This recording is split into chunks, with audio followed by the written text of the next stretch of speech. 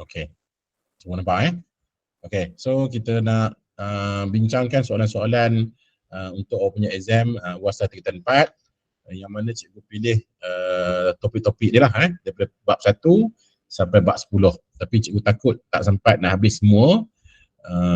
Jadi itulah apa yang sempat saja kita buat lah hari ni. So kalau tengok dekat sini dia ada 10 bab, 10 soalan, mewakili 10 bab daripada form 4 ni. Okey, soalan pertama adalah soalan daripada form bab 1, persamaan kuadratik. So cikgu terus pada soalan ni Okey, rajah menunjukkan sebuah trapezium ABCD. Jika luas trapezium ialah 24, cari nilai X. Okey, luas trapezium 24. Clue dia luas trapezium kan? Okey, apakah formula luas trapezium? Formula luas trapezium 1/2 darab A tambah B darab tinggi. Lepas tu dia bagi tahu ialah 24. Maksudnya sama dengan 24. Clue dia luas trapezium 24. Jadi kita tulis formula dia, kita buat sama dengan 24. Okey, kita masukkan data dia. A dia adalah X tambah 3, B dia adalah 7. Kan? So, X tambah 3 tambah 7. Lepas tu darab tinggi. Tinggi dia adalah 2X. Sama dengan 24.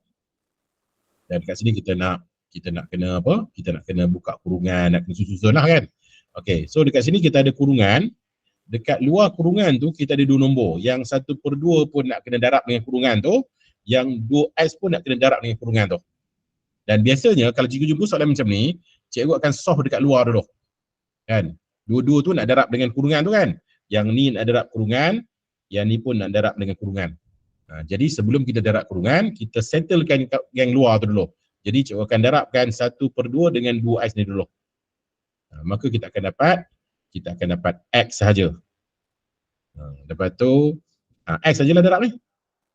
Kan? X sajalah darab tu. So nanti dia akan jadi X kuasa 2 tambah, okey, 3 dengan 7 tu kita tambah dulu, dapat 10. X tambah 10, X darab 10 dia akan dapat 10X. Sama dengan 24. Okay, lepas tu bila kita nampak kat sini, ada kuasa 2 kat sini, kita dah tahulah ini adalah kuadratik. Bila nampak kuasa 2, kuadratik. So kalau kuadratik, dia ada langkah-langkah dia. Okay, apa langkah-langkah dia sebenarnya untuk kuadratik? Yang pertama, kena buka kurungan kalau ada. Kita pernah buka dah settle dah sebenarnya. Yang kedua, kena hilangkan per kalau ada. Per pun dah hilang dah tak ada dah. Yang ketiga, kita kena jadikan sama dengan kosong. Maksudnya, 24 ni kena alih ke depan. Sebab kita nak jadikan kosong. X kuasa 2 tambah 10X tolak 24 sama dengan kosong. Okay, langkah yang keempat, kita kena susun bentuk arm. AX kuasa 2 tambah BX tambah C sama dengan kosong. Okey, dah susun dah pun. Nampak tak? Dah susun dah pun. Maka dah settle. Langkah yang kelima, kita kena buat 2 kurungan. Lepas tu tekan kalkulator. Lepas tu teruskanlah macam biasa kan? Masukkan jawapan dalam kurungan dan seterusnya. Okey, sekarang ni kita berada dekat step yang keempat. Kita nak buat step yang kelima. Buat 2 kurungan. Okay, lepas tu tekan kalkulator. Semua tahu kan? Semua tahu nak tekan kalkulator?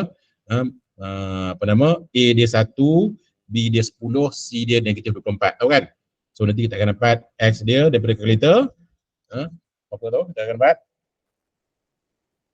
1, 10, negatif 24. Kita akan dapat X2 dengan negatif 12. Kita tengok kalkulator. Lepas tu masukkan jawapan dalam kurungan. X tolak 2. Ini pula X tambah 12. So kita dapat 2 jawapan. So nak ambil X yang mana? X yang logik lah kan? Takkanlah X dia negatif pula. Mestilah yang positif. Kan? Takkanlah panjang dia jadi negatif 12. Kan? Takkanlah yang ni 2 darab negatif 12 dapat negatif 24. Takkanlah panjang AC tu negatif. Mana boleh panjang negatif, betul tak? Jadi yang negatif tak logik. Jadi kita abaikan negatif 12 tu, kita pilih yang positif. Maka X adalah 2. Okay, boleh faham? Soalan pertama. Cuba respon sikit untuk soalan pertama ni.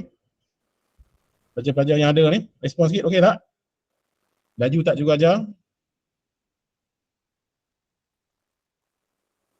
Boleh? Putri Anina, okey kata? Boleh kan? Okey, so kalau boleh, cikgu teruskan dengan pace yang sama. Okay, itu soalan dia. Soalan nombor 1, bab 1. Okey, soalan nombor 2, bab 2 lah. Ni asas nombor. Soalan A, guli manakah yang paling banyak bilangannya? Dia bagi guli merah asas 6, guli kuning asas 5, guli hijau asas 9. Kalau asas berbeza, kita tak tahu manakah satu lebih banyak lebih kecil kan. Jadi kita kena tukar kepada asas 10 semua sekali. Kita nak kena tukar kepada asas 10 supaya kita boleh bandingkan siapakah yang banyak. Jadi kita nak tukar asas 10 macam mana? 3, 2, 5 ni, asas 6 ni nak tukar 10, asas 10 macam mana? Macam-macam cara lah ada kan. Cikgu punya style macam ni. First kita kena buat position dulu. Position ni daripada belakang. 0, 1, 2. Itu position. Langkah kedua kita kena buat nilai tempat. Nilai tempat adalah ambil asas, kuasakan dengan position dia. Maksudnya yang ni 6 kuasa 2. Itu nilai tempat dia. Yang ni 6 kuasa 1, yang ni 6 kuasa 0. Ambil asas, kita kuasakan dengan position dia, itu adalah nilai tempat. Nilai tempat ni. Nilai tempat. Lepas tu kita darabkan setiap digit dengan nilai tempat dia, kita akan dapatlah dalam asas 10. 3 darab 6 kuasa 2, tambah 2 darab 6 kuasa 1, tambah 5 darab 6 kuasa 0. Okay, tekan kalkulator, kita akan dapat asas 10. So, jawapannya 125. Itu untuk merah. Untuk kuning, sama juga. Kita nak tukarkan 400 asas 5 kepada asas 10. Okay, macam mana langkah pertama? Buat position dulu. 0, 1, 2. Lepas tu nilai rumah, nilai tempat. Nilai tempat, 5 kuasa 2, 5 kuasa 1, 5 kuasa 0. Lepas tu kita darabkan digit dengan nilai tempat dia. 4 darab 5 kuasa 2. Lepas tu, kosong tak payah lah. Kan? Kalau kosong darab apa pun kosong juga. So, kosong tak payah. So, kita akan dapat kat sini 100 asas 10. Okay. Lepas tu, yang ni pun sama juga. Nak tukar kepada asas 10. 182 asas 9. Nak tukar asas 10. Apa langkah pertama? Buat position dulu. 0, 1, 2. Lepas tu nilai tempat. 9 kuasa 2, 9 kuasa 1, 9 kuasa 0. Itu nilai tempat. Lepas tu kita darabkan semua digit dengan nilai tempat dia. 1 darab 9 kuasa 2, 8 darab 9 kuasa 1, 2 darab 9 kuasa 0. Tekan kalkulator, kita akan dapat asas 10. So, jawapan dia 155 asas 10. So, siapakah yang paling banyak kat situ? Sekarang kita boleh compare lah. Kita boleh compare lah. Ni 125. Ini 100. Ini 155. So, yang paling banyak adalah 155 tu lah. Jadi, hijau lah paling banyak. Itulah jawapan dia. So, soalan A, hijau paling banyak.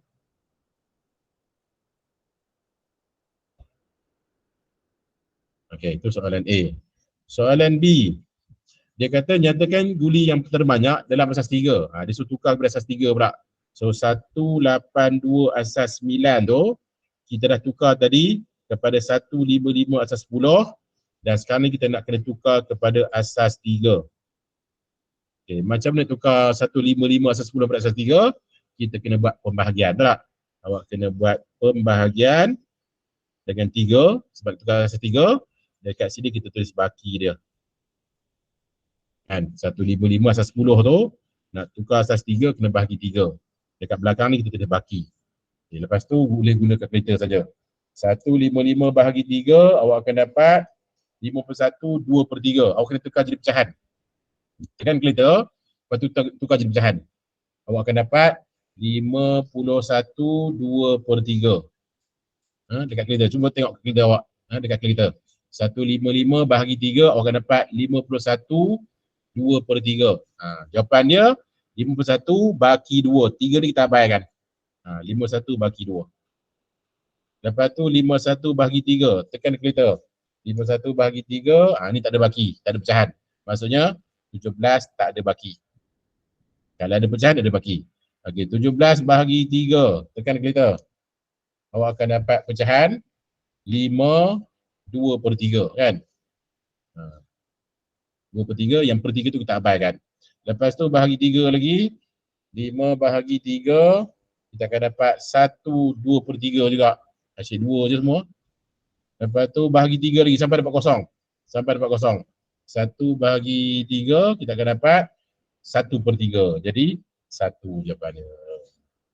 Jadi jawapan akhir dia adalah 1/2202 asas 3. Itu jawapan dia. Ada nak tanya apa-apa, tanya terus. Kalau ada apa-apa yang kurang jelas, tapi itulah masa tak cukup. Kalau cikgu nak terlampau lama dekat satu soalan, takut nanti tak cukup yang soalan-soalan lain pula. Tapi nak tanya okey je lah. Boleh? Ada apa-apa tu?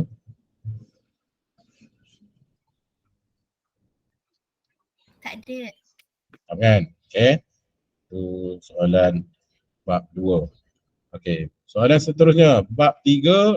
Soalan 3, bab 3 lah. Ini adalah bab set. Okey, biasanya dalam bab set, dia suruh kita melorek kan? Tapi ini cikgu buat soalan lain sikit. Itu soalan diberi dalam maklumat berjadual ni, awak kena buat dalam gambar jawapan. Binakan gambar jawapan berdasarkan maklumat yang diberi pada kita. Okey, kita ada 3 jenis makanan. Kita ada kuah tiaw goreng, ada pulut ayam, ada nasi kandar. So kalau ada 3 item, kita kena buat 3 berjenis. Macam tu. Kuah tiaw goreng, pulut ayam, nasi kandar. Okey, nak lukis gambar jawapan, kita kena mula yang paling dalam ni sebenarnya. Okay, ada tak kita beritahu yang suka ketiga-tiga jenis makanan? Ada tak? Tak beritahu tak? So kalau tak beritahu, kita biarlah kat situ. Kalau ada kita letaklah, kalau tak ada kita biar. Okay, lepas tu ada tak dia beritahu tentang yang suka kuah tiaw goreng dan pulut ayam sahaja? Ada tak dia beritahu? Yang diberitahu kuah tiaw goreng dan pulut ayam 14 orang tu, itu di sini. Yang diberitahu kat kita tu, di sebenarnya yang ni, semua ni termasuk kat tengah-tengah tu sekali. 14 tu sebenarnya bukan di sini saja. Ada student dia buat sini. Ada student yang kata 14 kat sini. Itu salah. Bukan kat situ. Sebab kalau 14 kat situ, dia akan cakap kuah tiaw goreng dan pulut ayam sahaja. Dia ada perkataan sahaja tu. Kalau kuah tiaw goreng dan pulut ayam sahaja, baru betul 14 kat situ. Kalau tak ada sahaja, bukan kat situ 14. So kalau bukan kat situ kat mana? Kalau bukan kat situ ada di sini. Semua ni lah maksudnya. So 14 tu semua tu. Okey, yang tengah-tengah ni kita tak tahu. Kan kita tak tahu tadi, cikgu buat X kat sini. Maka dekat sini dia akan jadi 14 tolak X. Dia faham tak? Tengah-tengah kita tak tahu, kita buat X. Yang dekat situ kita buat 14 tolak X. Okey, tahu tak pulut ayam dan nasi kandar? Dia bagi tahu pulut ayam dan nasi kandar 16. 16 tu sekali lagi, bukan dekat sini saja 16. 16 tu termasuk X sekali. Jadi kalau kita nak cari dekat sini saja, kita kena buat 16 tolak X. Kalau ada sahaja baru betul. Kalau dia kata pulut ayam dan nasi kandar sahaja, kat situ. Okey. Lepas tu ada tak dia bagi kuah tiaw goreng dan nasi kandar? Ada. 20. Adakah 20 tu di sini sahaja? Adakah yang ni sahaja 20? Tidak. 20 tu termasuk X sekali. Jadi kat sini kita kena buat 20 tolak X. Okay, lepas tu kita nak cari kuah tiaw goreng saja. Ada tak dia bagi kuah tiaw goreng saja? Tak ada. Yang dia bagi 39. 39 ni semua sekali. 39 ni semua sekali. Semua sekali, bukan sekadar 39 tu kat sini saja. Kalau dia kata kuah tiaw goreng sahaja, baru kat situ. Dia faham tak? So sekarang ni kita tak boleh label 39 lagi sebab 39 ni banyak lah kan. 39 ni semua kat sini.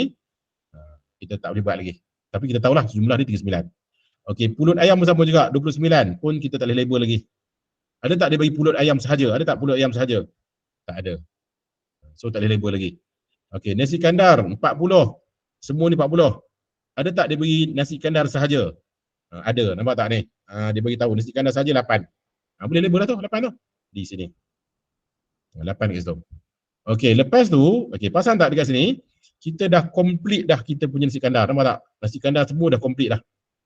Maka kita tambah semua nasi kandar tu samalah dengan 40 ni. Kan? Tambah semua nasi kandar. So kita cikgu mula daripada 20 tolak X. Lepas tu tambah X.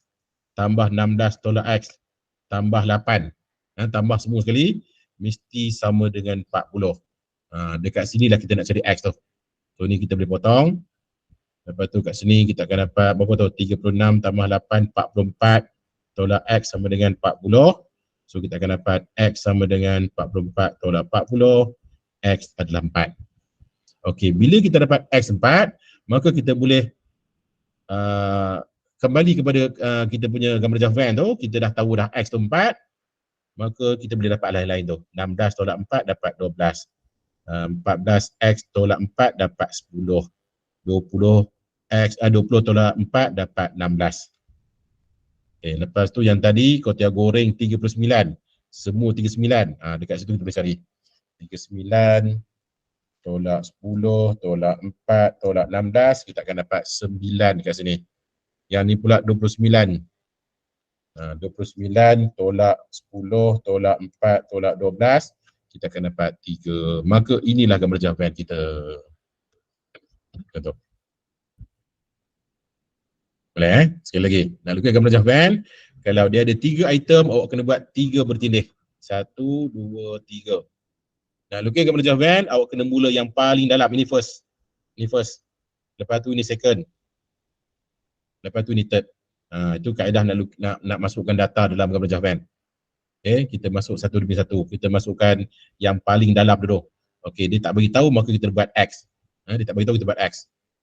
Lepas tu kita binalah sikit-sikit dan kita akan dapati dekat nasi kandar ni complete, maka kita boleh kira. Kita boleh kira X daripada nasi kandar ni. So dapatlah 4. So bila dapat 4, yang lain-lain tu kita boleh penuhkan. Okay, seterusnya soalan yang B. Daripada gambar jawapan tersebut, tentukan bilangan penghujung yang menyukai sekurang-kurangnya 2 jenis makanan. Okey, yang manakah suka sekurang-kurangnya 2 makanan? Di sini. 16, 10, 12, termasuk 4 tu sekali. 4 sekali. 10, 16, 12 dan 4. Okey, nanti dia suruh tanya, cikgu kenapa 4 termasuk sekali? Sebab dia kata sekurang-kurangnya. Sekurang-kurangnya 2. 3 okey je. Dia faham tak? Kalau dia kata yang suka 2 sahaja, then baru 4 tak payah. Kalau dia kata suka 2 sahaja, 4 tak payah. Tapi kalau kita sekurang-kurangnya 2, 4 nak juga. Sebab sekurang-kurangnya 2, kalau suka 3 makanan pun okey. Kan? That's why 4 tu termasuk sekali. So berapa tu? 42 orang. 42 orang suka sekurang-kurangnya 2 jenis makanan. Okay. Habis nombor 3. Nombor 3 bab 3. Okey, nombor 4. Sebenarnya terbalik tu. Nombor 3 tu bab 4 sebenarnya. Nombor 4 ni bab 3. Cuba terbalik. Tapi tak apalah sama je. Okey, seterusnya. Yang tentukan sama ada pernyataan berikut benar atau palsu. Okey, dia ada dan kat tengah. Bila ada dan, dia nak dua benar baru benar. Kan? Dua benar baru benar. Okey, 3, 6. Subset bagi 3, 4, 6, 9. Betul tak? Subset ni maksudnya apa? Subset tu maksudnya sebahagian daripada. Betul tak? 3, 6 sebahagian daripada 3, 4, 6, 9. Benar, betul. Ini betul. Ini benar. Benar. Okey. Yang kedua, negatif 3/2. Betul tak dapat 9? Yang ni palsu. Kenapa palsu cikgu? Bukan ke negatif 3/2 jadi positif 9? Bukan ke jadi positif 9? Bukan ke benar? Dia kalau ada kurungan baru benar macam ni. Negatif 3/2 ada kurungan. Barulah jadi positif 9. Benar. Tetapi kalau negatif 3/2 dia tak ada kurungan. So bila tak ada kurungan, yang kuasa 2 ni hanyalah 3 sahaja. Negatif tu tak kuasa 2 sebenarnya. So jawapan dia adalah negatif 9. Kalau tak percaya, tekan kereta awak. Kalau kurungan, jawapan dia 9. Kalau tak ada kurungan, jawapan dia negatif 9. Cuba tekan kereta. Jadi ini adalah palsu. So kalau benar dan palsu, dia tak cukup. Kalau dan dia nak dua-dua benar, jadi tak cukup. Maka ini akan jadi palsu. Okey. Soalan B, tuliskan kontrapositif. Kontrapositif tu apa? Kontrapositif ni kita nak kena buat penafian dan juga kita nak terbalikkan. Dia ada 3 kan? Dia ada 3. Akas terbalikkan. Akas terbalikkan saja. Tak payah buat penafian. Kalau kita nak kena buat songsangan, awak kena buat penafian. Jangan terbalikkan. Yang ni kita kena buat kedua-dua. Buat penafian dan terbalikkan. Okey, apa itu penafian? Penafian ni kita kena tambah bukan atau tidak. Dekat sini kita nak kena tambah bukan atau tidak. Ni pun sama juga, nak tambah bukan atau tidak. Lepas tu kita nak terbalikkan juga. Dua-dua kita kena buat. Penafian dan juga terbalikkan. Okay, so dia akan jadi jika jika ambil belakang ni dulu. Okay, ambil yang ni. Lepas tu kita kena buat penafian. M boleh dibagi tepat dengan 2. So kita nak buat penafian macam mana tu? Kita kata M tidak boleh dibagi tepat dengan 2. Itu dah penafian. So jika M tidak boleh dibahagi tepat dengan 2, maka kat situ pun M nombor genap pun kita nak buat penafian juga. Macam mana kita nak buat penafian dekat M bukan nombor genap? M nombor genap tu. Ada student kata penafian dia adalah M nombor ganjil. Itu salah.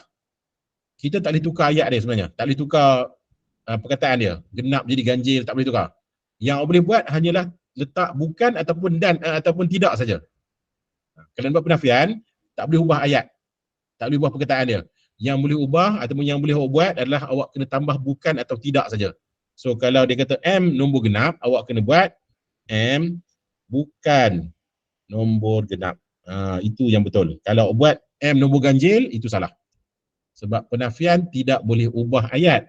Awak hanya boleh letak bukan atau tidak saja. Itu saja. So inilah kontrapositif. Kalau akas terbalik saja, tak payah buat apa-apa. Akas terbalik saja. Jika M boleh dibagi tepat dengan 2, maka M nombor genap. Terbalik saja, itu kalau akas. Converse. Kalau songsangan pula, tak payah terbalik. Tak payah terbalik, kita just buat penafian saja.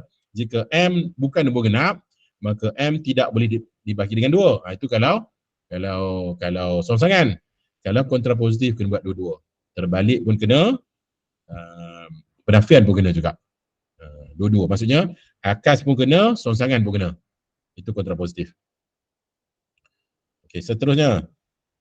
Adakah hujah berikut sah dan munasabah jika tidak berikan justifikasi zana? Okey, sah ke tak sah?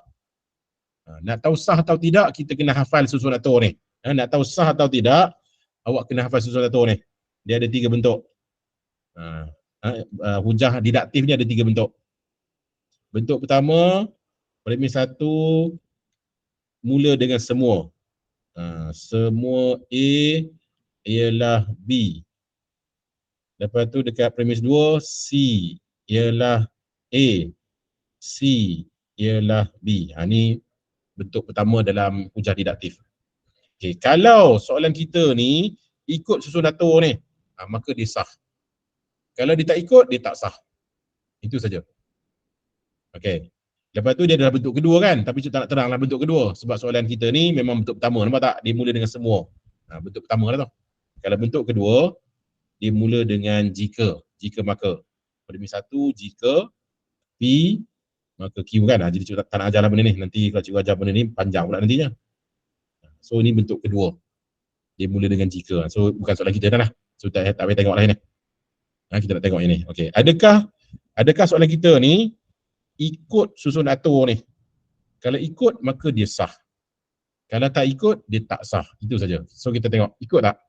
Semua. Okey, semua ikut. A ialah B. Maksudnya, ganda 18 tu A. Ni A ialah nombor genap tu B. Ni A, yang ni B. Okey, lepas tu dekat premis 2. 90, itu adalah C sebenarnya.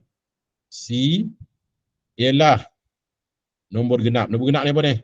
Nombor genap ni B. Kan, nampak tak? Nombor genap kan B kan ni? Ni nombor genap, ni pun nombor genap B lah tu. Kalau A, ganda 18. Ni B. 90 C ialah yang ni pula, ini adalah A kan? Dia ikut satu tu. Dia tak ikut. Sepatutnya CA dekat premis 2. Lepas tu dekat kesimpulan baru CB. Yang tu dia buat CB dekat premis 2. Salah lah. Dia tak ikut susun atur lah. So jawapan dia tak sah lah. So jawapan dia tidak sah. Okey, kalau tak sah, dia automatically jadi tidak munasabah. Tidak sah, dan tidak munasabah.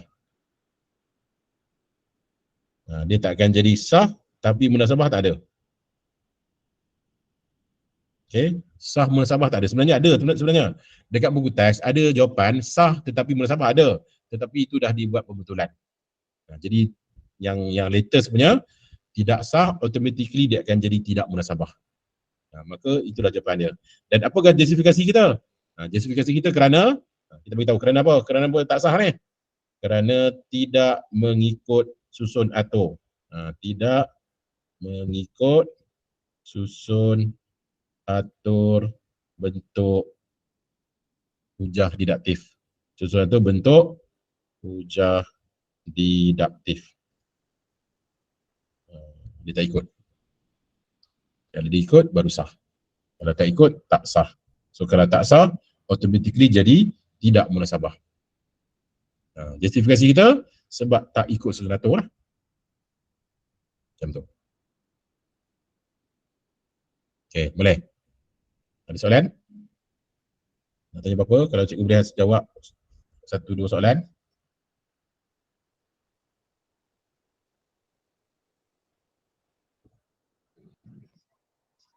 Ada kan? Okey. Seterusnya, soalan yang kelima. Soalan kelima adalah bab 5, iaitu bab rangkaian dalam teori graf. Okey, Raja menunjukkan graf mudah berpemerat. Nilai pemerat adalah jarak dalam cm antara dua titik. Nyatakan set V dan set E. Okey, apa itu set V? Itu bucu, vertex dalam bahasa Inggeris. E pula edges ataupun tepi dalam bahasa Melayu. Okey, so apakah set V dia? Bucu dia, apakah bucu dia? Inilah. A, B, C, D, E. Itulah dia punya bucu dia. A, B, C, D, E. Okey, dan E dia pula set tepi. Apakah set tepi dia? Set tepi dia, inilah garis-garis ni lah tepi ni. Ni semua tepi ni. So apa nama tepi ni? Kalau kita ambil yang pertama ni. Ni AB ni. Ni garis AB ni, apakah nama tepi tu? Ni namanya AB. Ataupun nak buat BA pun boleh. Suka hati awak, boleh pilih mana-mana saja. AB atau BA. Tapi kalau dia ada arrow, contohnya dia ada arrow. Arrow dia macam ni. Dari B nak ke A, itu arrow dia. Maka AB tak boleh. BA saja yang boleh. Kalau ada arrow, kena ikut arrow. Kalau tak ada arrow, boleh. Kalau tak ada arrow, boleh pilih mana-mana awak suka. So yang ni cikgu ambil AB lah. Okay, AB. Okay, lepas tu yang ni cikgu ambil AC. Lepas tu yang ni cikgu ambil AE. Okay, lepas tu yang ni cikgu ambil BD. Lepas tu yang ni cikgu ambil CD. Yang ni CE. Yang ni pula DE. Itulah set tepi dia. Okay, habis. Soalan B. Tentukan jumlah jarak mengikut laluan terpanjang B ke E. Okey, yang manakah laluan terpanjang? B nak pergi E. Ini kena try and error, tak ada cara lain. Sebab kita sebenarnya dekat sekolah menengah ni, kita belajar yang simple saja. Yang basic dia sebenarnya. Dekat universiti nanti ada lagi benda ni, awak akan jumpa lagi dekat universiti. Dekat universiti dia ada formula dia. Macam mana kita nak cari jarak terpendek, jarak terpanjang, ada formula dia. Yang mana complicated sikit lah. Complicated sikit, memang nak kena buat jadual. Kalau tengok dekat YouTube ada sebenarnya. Awak type saja how to find the shortest path on the network graph dalam bahasa Inggeris lah, sebab dia English punya banyak dekat universiti. Dekat peringkat sekolah menengah ni awak kena guna try and error. Try and error. So agak-agak kat manakah laluan terpanjang B ke E? Takkan yang ni kot kan, ini takkan panjang kat situ, bukan. Yang panjang mana? Ada dua kemungkinan. Yang ni dengan ni. Ni kemungkinan pertama. Ataupun yang ni. A dulu. Ni kemungkinan kedua. Dua kemungkinan tu saja. Ada student tanya, cikgu, kalau saya buat macam ni lagi jauh cikgu ni kat saya. Yang ni pergi sini, lepas tu pergi sini, pergi sini kan jauh, lagi jauh. Kalau lah kita benarkan patah balik macam tu, nanti semua buat macam ni. Pergi sini. Faham tak? Kalau kita benarkan patah balik, duduk tak habis-habis ke situ saja. Ambil yang jauh sikit kan sini. Pusing bila masa dah habis. Jadi tak boleh patah balik. Maksudnya kita mesti satu line. Tak boleh. Patah balik tak boleh. Tak boleh patah balik. Mesti tidak boleh patah balik. Walaupun soalan tu tak cakap syarat tu. So kena faham lah kan. Secara logik kita faham lah. Kalau kita benarkan patah balik, nanti student tu asyik pusing kat sini saja. Pusing tak habis-habis. Sampai dia penat, baru dia pergi jenuh lah macam tu kan. Jadi kemungkinan dia yang ni ataupun yang ni. Kan ada dua kemungkinan tu lah. Kalau awak try yang lain, cikgu rasa tak boleh beat dua ni. Yang panjang antara dua ni saja cikgu rasa kan. Tak boleh panjang lagi daripada ni. Okay, kita try. Kalau merah berapakah dia punya jarak dia kalau merah? 35, 29, 28, 48. Kita tambahkan. 35, 29, 28, 48. Kita akan dapat 140. Laluan merah. Kalau laluan hijau, 40, 28, 29, 26. Nampaknya merah lah tu kan. 40, 28, 29, 26. Jawapan 1, 2, 3. Jadi merah lah. Kan, laluan merah tu. So, apakah laluan merah? Dia minta tentukan jumlah jarak. So, jumlah jarak dia adalah 140 meter, cm. 140 cm. Kalau diminta laluan, bagi tahu laluan sekali. B pergi D, pergi C, pergi A, pergi E. Nak buat arrow ke cikgu? Nak buat arrow ke? Nak buat macam ni? Saya pernah tengok macam ni dalam buku. Dia buat macam ni. B, D, C, A, E. Ada juga yang buat koma. Mana satu kita nak pakai ni? Tak kisah sebenarnya. Mana-mana boleh. Ni boleh, ni boleh, ni boleh. Tak kisah. Asalkan orang faham lah. Asalkan faham apa yang awak pergi tu, arah yang awak pergi tu. Kalau diminta laluan lah. Kalau diminta laluan. Ini diminta tak laluan soalan ni? Dia tak minta laluan. Tak payahlah. Tak pergi minta apa. Kalau nak letak boleh kan. Dia tak minta, tak payahlah. Okey, seterusnya soalan yang kedua. Hanya soalan C. Kita nak lukis sebuah pokok dengan jumlah pemberat minimum. Okey, apa itu pokok? Pokok ni dia banyak ciri sebenarnya. Tapi dua ciri yang utama. Pokok ni banyak ciri, tapi dua yang utama. Yang pertama, bilangan tepi adalah bilangan bucu tolak 1. Ni ciri pertama dia. Ciri utama dia. Okey, dan yang kedua, dia tak ada kitaran. Okay, inilah dua ciri pokok yang utama. Awak faham dua ni pun dah cukup dah. Dia ada ciri-ciri lain lagi kan? Ciri-ciri lain apa? Dia kerah mudah, dia tak ada gelung, dia tak ada berbilang tepi, dia tak ada bucu terpencil. Apa lagi? Semua tu dah banyak lah. Banyak dia punya ciri-ciri dia, tetapi dua ni ciri utama sekali. Dan cikgu sure kau faham dua ni dah cukup dah. Okay, first kita nak kena cari dia punya bilangan tepi dulu. Okay, bilangan tepi. Bilangan tepi adalah bilangan bucu tolak 1. So kita ada 5 bucu. Semua ada 5 bucu. Tolak 1 kita akan dapat 4. So kita dah tahu dah. Kalau nak buat pokok, kita kena pilih 4 tepi saja. Okey, nak pilih 4 tepi yang mana? Mana-mana 4 pun tak kisah. Tetapi soalan ni kata, dia nak jumlah pemberat minimum. Nampak tak syarat dia? Awak kena pilih 4 yang minimum. Kalau tak ada syarat tu, suka hati awak. Pilih 4 mana-mana suka hati awak. Tapi kalau dia kata, dia nak dengan jumlah pemberat minimum, awak kena pilih 4 yang minimum. Okey, mana 4 minimum kat sini? Ni 23 paling kecil lah, betul tak? 23, lepas tu 26, lepas tu 28, lepas tu 29. Ni lah 4 yang minimum. 4 minimum. Okey, 4 yang minimum kita pilih tu, 4 minimum kita pilih tu, pastikan jangan ada kitaran. Ni. Jangan ada kitaran sebab pokok tak ada kitaran. Okey, apa itu kitaran? Kitaran tu dia boleh pusing ni. Kitaran ni bermaksud dia boleh pusing kat sini. Ni. Dia boleh pusing kat situ. Tu kitaran tu. Macam kes kita ni, ada kitaran tak ni? Ada ni. Dia boleh pusing kat sini. Tu kitaran. So, adakah yang kita buat ni pokok? Ni bukan pokok. Sebab dia ada kitaran. Jadi kita nak kena buang kitaran dia. So, segitiga ni, kita nak kena buang salah satu. Bila kita buang salah satu, dia tak jadi kitaran lah. Okay, nak buang yang mana? Kita nak minimum. Kita buang yang paling banyak, paling besar lah antara tiga-tiga ni. Yang paling besar 29, betul tak? Kita buang 29 tu. Sebab kita tak nak ada kitaran. Kita nak buang supaya dia tak berlaku kitaran kat situ. Okay, bila kita buang 29 tu, kita nak ganti dengan apa? Nak ganti dengan 48 ke, dengan 40 ke, dengan 35. Kita nak minimum. Ganti dengan 35 lah. Maka inilah pokok dia. Nampak tak? 4 yang tak ada kitaran. Nampak tak? 4 tak ada kitaran. Tapi dia 35 tu besar pada 29, tapi terpaksalah kita pilih 35 tu. Kalau pilih 29 dia tak jadi pokok pula. Maka inilah pokok dengan pemberat minimum. A, C, E, D, B. A, C, E, D, B. Masukkan sekali dia punya pemberat. Dekat pokok pun mesti ada pemberat juga. Itulah pokok dengan pemberat minimum.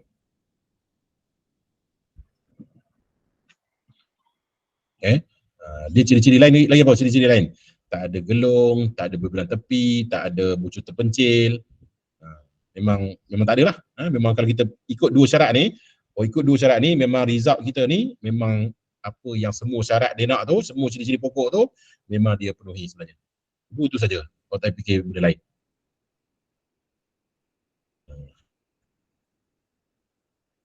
Okey, habis.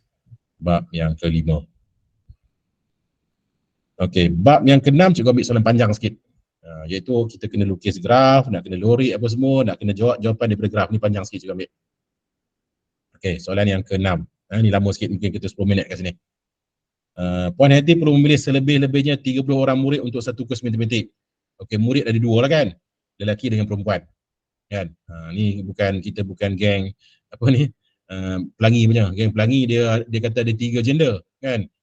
Kita straight punya. Jadi kita ada lelaki perempuan saja. So lelaki campur perempuan. Okey, lelaki campur perempuan. Selebih-lebihnya 30 orang. Apa maksud selebih-lebih tu? Selebih-lebih tu maksudnya maksimum. Tak boleh lebih. Paling banyak 30 orang. Lebih tak boleh. Kurang boleh. Maksudnya lelaki campur perempuan, Cikgu Hayati ni, Puan Hayati ni, dia nak pilih selebih-lebih tu maksudnya paling banyak ataupun maksimum 30 orang. Lebih tak boleh. Kurang boleh. Maksudnya kurang atau sama dengan 30. 30 boleh. Lebih 30 tak boleh. So itulah dia punya kesamaan dia. Selebih-lebih maksudnya maksimum. Maksimum maksudnya paling banyak. Tak boleh lebih daripada 30. Kurang boleh. Lebih tak boleh. Sebab tu cikgu buat kurang atau sama dengan 30. Itu yang pertama. Bilangan peserta lelaki mestilah sekurang-kurangnya 2 kali peserta perempuan. Lelaki, okey, sekurang-kurang tu apa sekurang-kurang tu? Sekurang-kurang tu paling sikit. Tak boleh sikit pada tu. Lebih boleh. Lebih boleh. Jadi lebih atau sama dengan. Kalau selebih-lebihnya kurang. Kalau sekurang-kurangnya lebih. Dia faham tak? Awak kena tengok tu. Sekurang-kurang tu maksudnya paling sikit. Minimum. Tak boleh kurang daripada tu. Mesti lebih daripada tu. Lebih boleh. Kurang tak boleh. 2 kali perempuan. 2 perempuan. Jadi inilah 2 kesamaan dia. Itulah 2 kesamaan. Okey. Lepas tu kita nak lukis dan lorekkan rantau yang memuaskan sistem kesaliman di bawah. Kita nak lukis dekat sini. Maka kita kena tukarlah lelaki perempuan tu jadi XY. Awak nak tukar jadi apa? Lelaki X ke lelaki Y? Tak kisah sebenarnya. Siapa-siapa nak kata lelaki X pun boleh. Siapa-siapa nak kata lelaki Y pun boleh. Okay, katakan kita kata lelaki X. Maksudnya kat sini kita tukar menjadi X tambah Y kurang daripada 30. Ini pula kita tukar kepada X lebih daripada 2Y. Ini kita anggap lelaki adalah X. Lelaki X, perempuan Y. Siapa-siapa nak tukar, nak terbalikkan pun boleh. Tak ada masalah. Okay. Soalan B. Okey, sebelum tu. Soalan A tu awak nak jawab yang mana? Nak jawab lelaki perempuan ke nak jawab XY? Pun tak kisah. Tak kisah. Kecuali kalau soalan tu bagi tahu, andaikan lelaki X, perempuan Y, lepas tu baru disuruh buat kesamaan. Nanti awak kena guna XY lah. Kalau dia dah bagi arahan. Tetapi kalau dia tak bagi arahan, maka kita boleh guna lelaki perempuan pun boleh, nak guna XY pun boleh. Tetapi waktu nak lukis memang kena guna XY lah. Sebab dekat sini dia ada XY saja kan. Ada X, ada Y ni. So kalau nak lukis memang kena guna XY. Kalau nak nyatakan persamaan, nak nyatakan kesamaan, boleh pilih lelaki perempuan LP ataupun XY, boleh pilih. Melainkan kalau soalan tu bagi tahu lelaki X perempuan Y, dan awak kena guna XY. Tak boleh guna lelaki perempuan. Tapi kebanyakan soalan dia akan bagi sebenarnya. Setiap soalan, kebanyakan soalan dia akan bagi tahu lelaki berapa, perempuan, lelaki tu apa, perempuan tu apa, dia akan bagi tahu. Tapi soalan cikgu ni cikgu sengaja tak bagi tahu, dia memang trik sikit. Awak boleh buat dua-dua. Okey. Lepas tu kita nak lukis lah. Okay, kita nak lukis dulu ni. Yang ni dengan yang ni. X tambah Y kurang atau sama dengan 30. X lebih besar daripada 2Y. Okey. Sekarang ni kita nak lukis. Okey. Macam mana kita nak lukis garis ni? Dia ada dua cara. Boleh guna pintasan, boleh guna jadual. Nak guna pintasan pun boleh. Nak guna jadual pun boleh. Okey, cikgu tunjukkan kalau ikut style cikgu akan utamakan pintasan. Sebab pintasan lebih mudah daripada jadual. So cikgu akan utamakan pintasan. So pintasan ni maksudnya awak kena cari pintasan X, lepas tu kena cari pintasan Y. Duduk kena cari. Okey, nak cari pintasan X macam mana? Nak cari pintasan X, kita kena kosongkan Y lah, betul tak? Nak cari X, kita kosongkan Y. X tambah Y. Okey, simbol ketersamaan tu awak kena tukar jadi sama dengan. Simbol ni dia guna untuk waktu lorek saja. Waktu nak kira, waktu nak label, awak kena guna sama dengan. Jangan guna lebih besar lebih kecil. Lebih besar lebih kecil waktu nak lorek sahaja. Waktu nak kira apa-apa kat sini, kita guna sama dengan. Okay, so X tambah Y sama dengan 30. Kita nak cari X, kita kosongkan Y. Maka kita akan dapat X30. Pintasan X30. Nak cari pintasan Y pula, kita kosongkan X. Kita kosongkan X. Dapat Y30. So kat sini lah. Pintasan X30 kat sini. Pintasan Y30 dekat sini. Maka itulah garis dia. 30.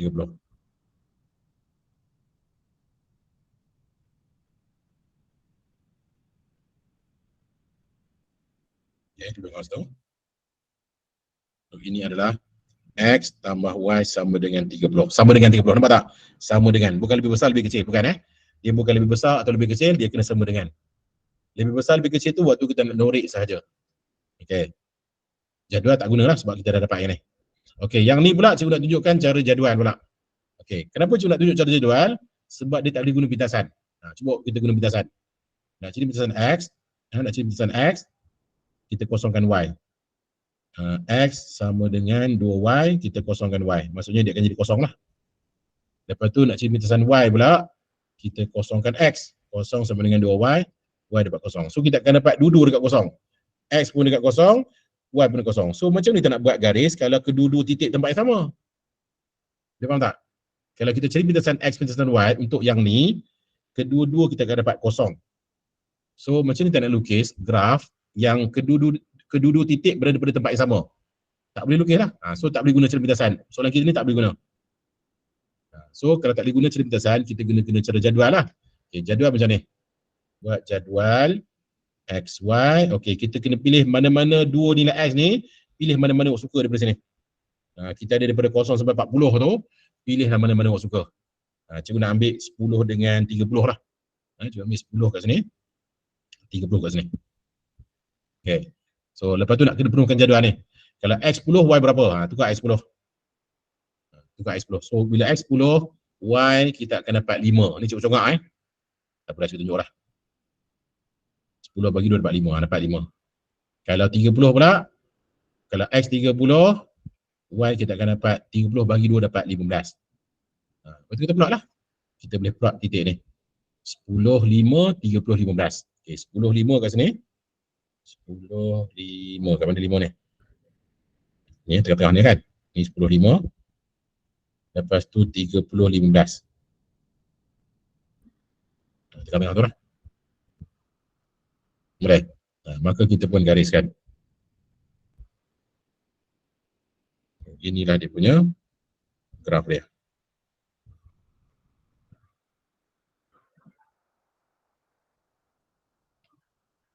So ini adalah X sama dengan 2Y. Guna sama dengan Nak label kat sini guna sama dengan.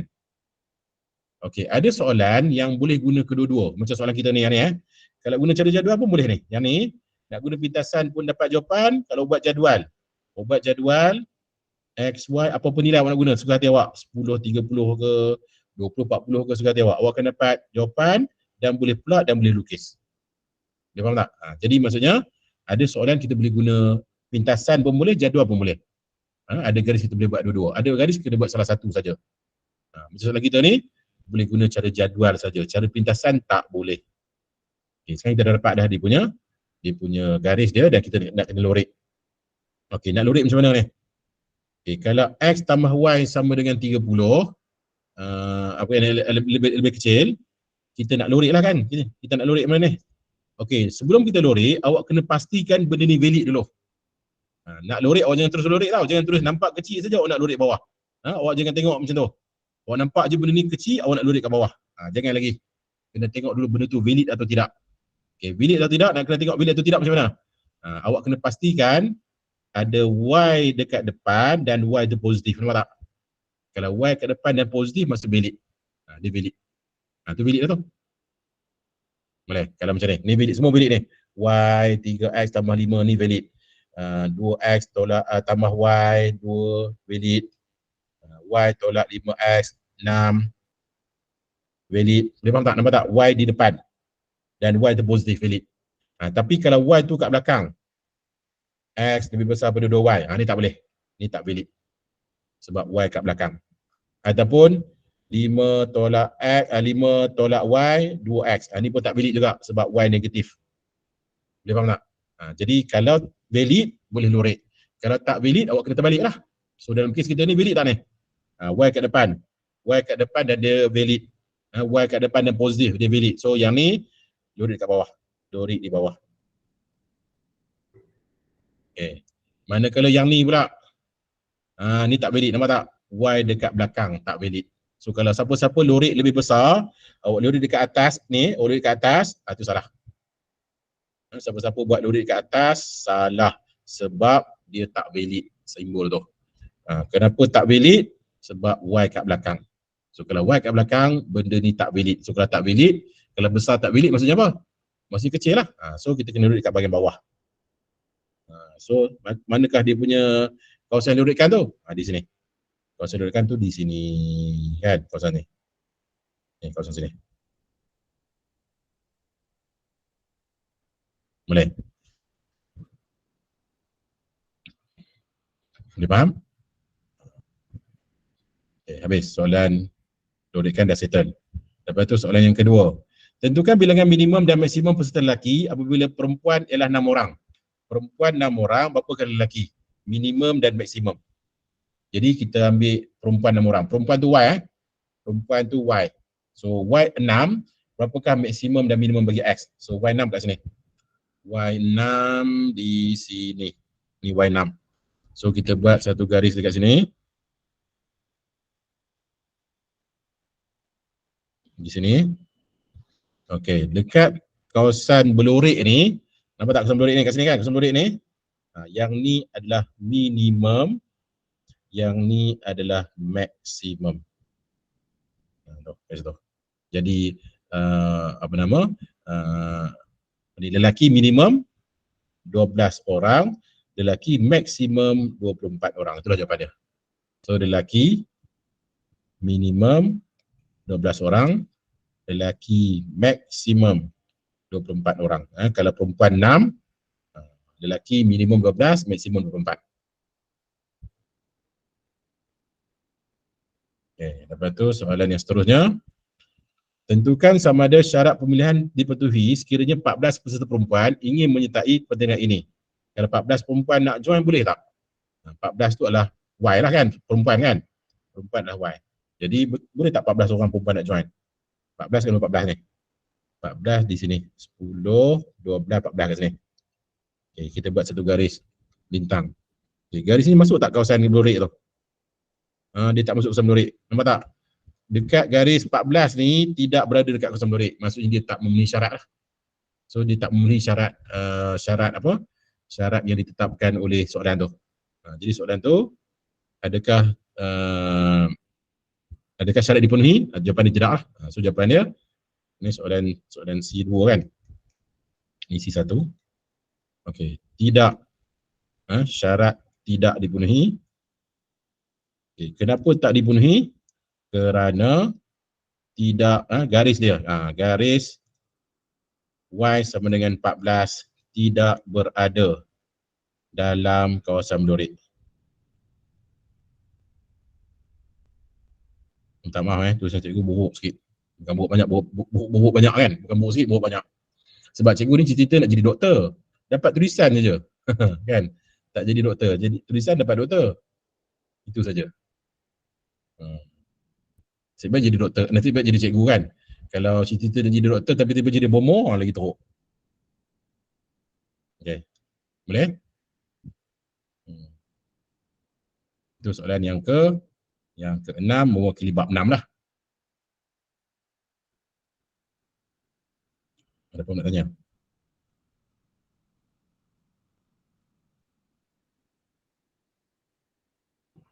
Okay, teruskan kita ada masa tak banyak lah sebenarnya sebab cikgu nak kena ambil anak cikgu sebenarnya pukul 5.30 itu masalahnya. Kalau tak ada ambil anak cikgu boleh tajak je ni. Nombor 7. Nak tengok soalan-soalan yang mana yang relevan sikit.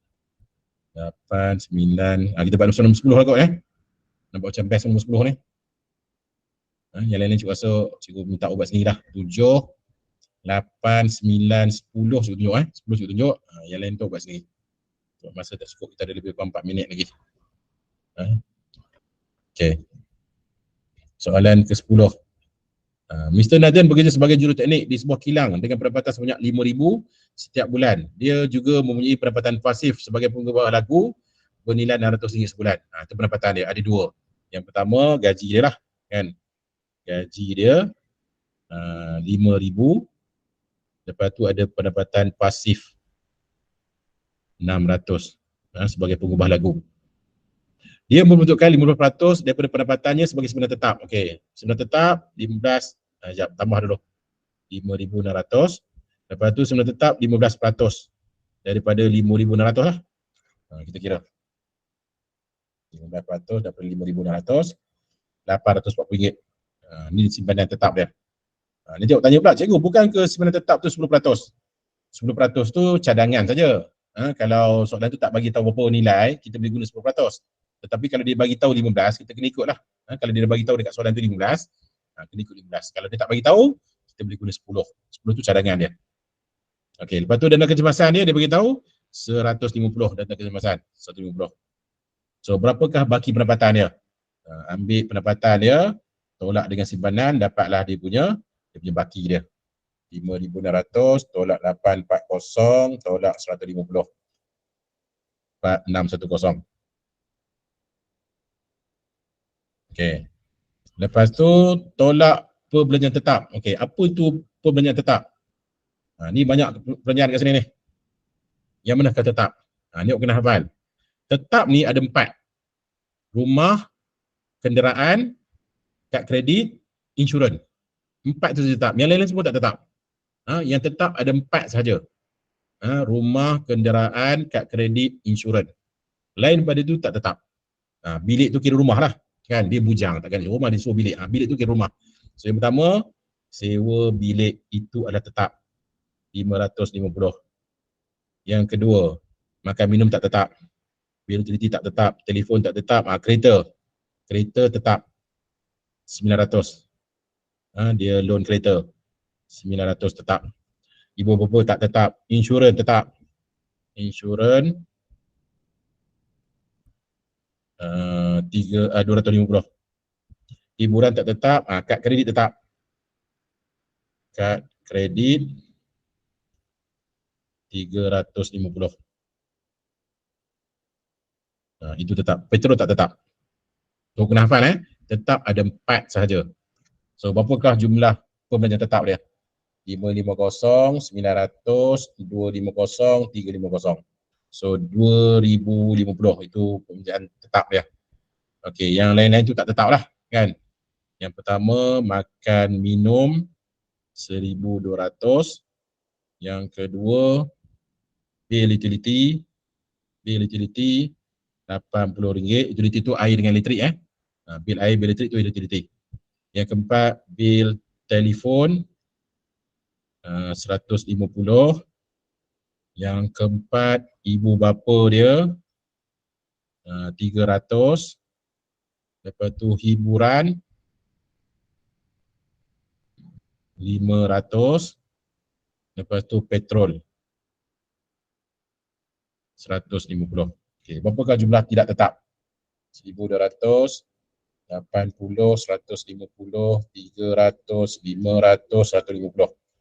2380.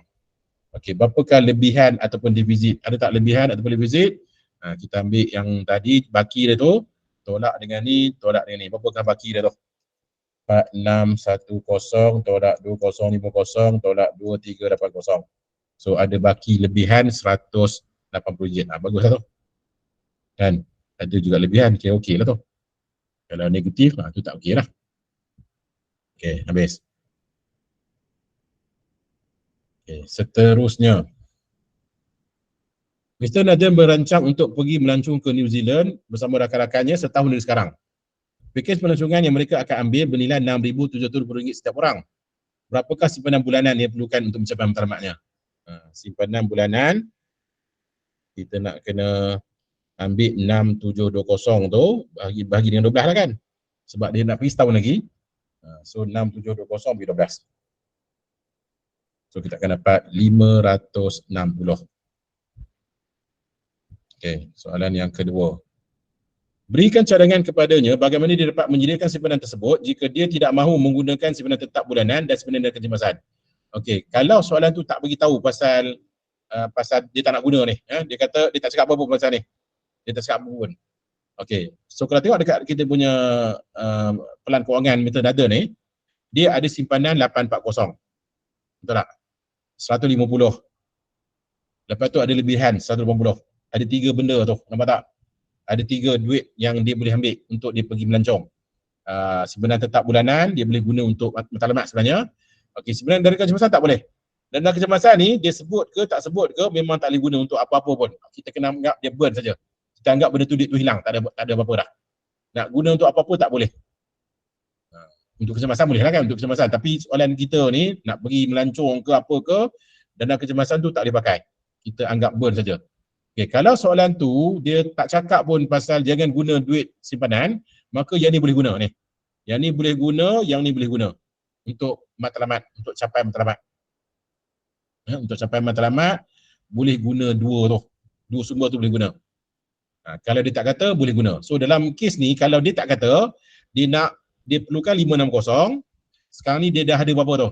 840 campur dengan 180. Dia dah cukup dah, betul tak? Dah cukup dah. So maksudnya Mr. Nathan memang boleh pergi lah. Dia memang boleh pergi melancong ke New Zealand nanti. Dia buat macam biasa, tak payah ubah apa-apa, pun. Dia just buat macam biasa, nanti boleh pergi melancong. Okay, tapi soalan kita ni, dia kata dia tak nak guna, dia bagi tahu tak nak guna dana sebenar bulanan tu. Sebenar bulanan tu dia tak nak guna. So dia tak nak guna yang 840 ni. Dia tak nak guna ini. Dia bagi tahu tak nak guna, tak boleh guna lah. Kalau dia tak bagi tahu boleh guna. Kalau dia bagi tahu tak nak guna, tak boleh. So dia hanya ada 180 saja lah. 180 tak cukup lagi lah. Kan? Sebab dia nak 560. Tak cukup lagi. So berapa banyak tak cukup lagi? Dia tak cukup, dia perlu 560 tolak 180. Dia perlu lagi 380. Macam mana nak cari 380 ni? Awak kena bagi cadangan kepada dia. Okay, tengok dekat sini. Kat manakah kita boleh potong? Ni dekat sini dekat pekerjaan tetap saja. Tidak tetap saja. Yang tetap tali usik. Yang ni jangan usik. Nak usik dekat bahagian tidak tetap saja. Okay, kat mana dia boleh usik untuk jimatkan lagi 360 tu? Kat mana? Dia katalah makan minum boleh kalau nak, ibu bapa boleh. Ibu bapa tu kejam lah sangat kan. Yang mana yang patutnya? Hiburan lah kan. Hiburan tu. Jangan kata petrol pula, petrol tak boleh isi. Tak boleh lah macam tu. Hiburan kan. So kita katalah dia perlu jimatkan pembelanjaan hiburannya sebanyak 380 ni. So cadangan kita jimatkan pembelanjaan untuk hiburan sebanyak RM380. Itulah cadangan pada kita, cadangan kepada dia. Okey. Saya rasa itu saja sebab cikgu nak kena ambil anak cikgu. Minta maaf cikgu nak cikgu keluar 5.30. Nanti menangis berada kat sana. Okey, so cikgu serahkan balik pada cikgu Azman Tak maaf cikgu tak sempat habis semua. Terima kasih. Alhamdulillah, sesi yang sangat bermanfaat. Jadi semoga apa yang dikongsi oleh penceramah kita Cikgu Azizul memberi panduan dan tips kepada semua murid-murid, semua pelajar di tempat yang bakal menduduki UASA. Ada yang akan menduduki minggu ni ataupun minggu depan insya-Allah. Jadi tahniah semua. Terima kasih kerana sudi luangkan masa. Kepada Cikgu Azizul, saya ucap terima kasih atas luangan dan perkongsian kita pada petang ini. Sejam tadi dengan tingkatan 3, so sekarang ni sejam dengan tingkatan 4. Okay, terima kasih semua. Assalamualaikum warahmatullahi wabarakatuh. Assalamualaikum. Nanti saya akan share video dekat YouTube.